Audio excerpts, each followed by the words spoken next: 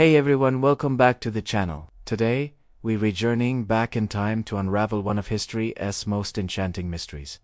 The Hanging Gardens of Babylon. Was Tislu's green paradise a real place, or just a beautiful legend? Let's dig in and find out. The story usually begins around 600 BC with a powerful king named Nebuchadnezzar.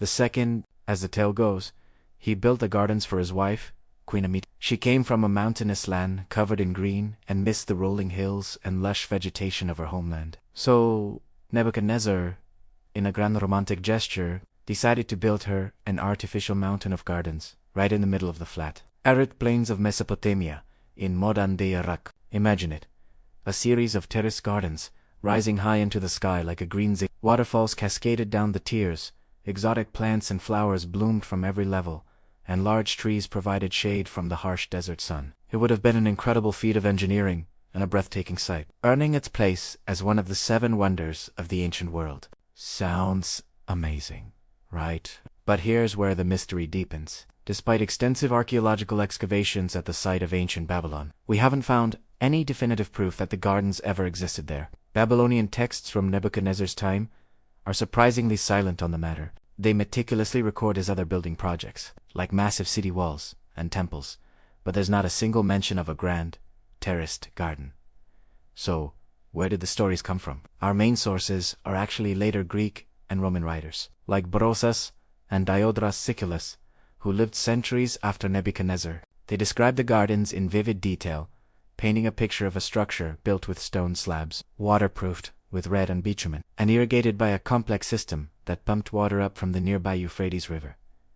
They described a marvel of hydraulics, possibly using an early version of the Archimedes screw to defy gravity and keep the gardens watered. This lack of contemporary evidence has led some historians to a pretty radical theory. What if the Hanging Gardens were UNT in Babylon at all? Dr. Stephanie Daly, an Oxford University scholar, proposed a fascinating alternative. She suggests that the gardens were actually located about 300 miles north, in the Assyrian city of Nineveh, and built by the Assyrian king Sennacherib, not Nebuchadnezzar. Why the mix-up? Daly's evidence is compelling. Firstly, ancient texts from Esrain describe a magnificent palace and a garden that he called a wonder for all peoples. He even boasts about using new technologies to raise water to the height of a mountain. The descriptions of his gardens, complete with terraces and an elaborate irrigation system, sound strikingly similar to the later accounts of the Hanging Gardens of Babylon. Furthermore, after the Assyrians conquered Babylon, their capital, Nineveh, was sometimes referred to as the New Babylon. It's possible that over time, as stories were passed down, the location got confused, and Sennacherib's Wando in Nineveh was mistakenly attributed to Nebuchadnezzar in Babylon. Relief carvings found at Sennacherib's palace in Nineveh even depict lush, terraced gardens that match the descriptions almost perfectly. So, we have 2 possibilities. Possibility 1. The gardens were in Babylon, a true labor of love by Nebuchadnezzar, but all physical and written evidence has been lost to time. This isn't impossible. The region has seen centuries of conflict and rebuilding, and the Euphrates River has changed its course, which could have destroyed the site.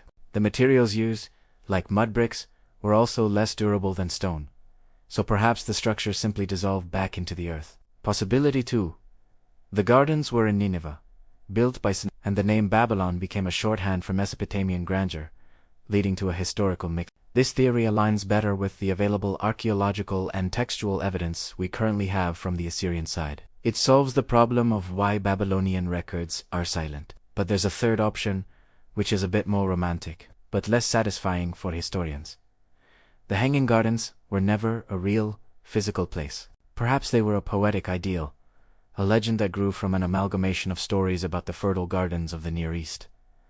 A myth that captured the imagination of ancient writers and travelers, representing humanity's ability to create a paradise on earth, a symbol of wealth, power, and the beauty of nature, tamed by human ingenuity. So, what do you think? Were the Hanging Gardens a real wonder in Babylon, a mislocated marvel from Nineveh, or a beautiful myth that has captivated us for millennia? It's a debate that continues to fascinate archaeologists and historians. The lack of a definitive answer is part of what makes the story so enduring. It allows our imaginations to fill in the gaps, to picture this magnificent green mountain rising from the desert sand, whether fact or fiction. The Hanging Gardens of Babylon represent a powerful dream, the dream of creating beauty in a harsh landscape, of defying the odds through sheer will and ingenuity. It has a story that reminds us of the grandeur of the ancient world and the enduring power of a good mystery. Thank you so much for joining me on this historical deep dive. If you enjoyed this journey into the past, please hit that like button. And don't forget to subscribe and turn on notifications so you don't miss our next adventure. Let me know in the comments which theater you believe.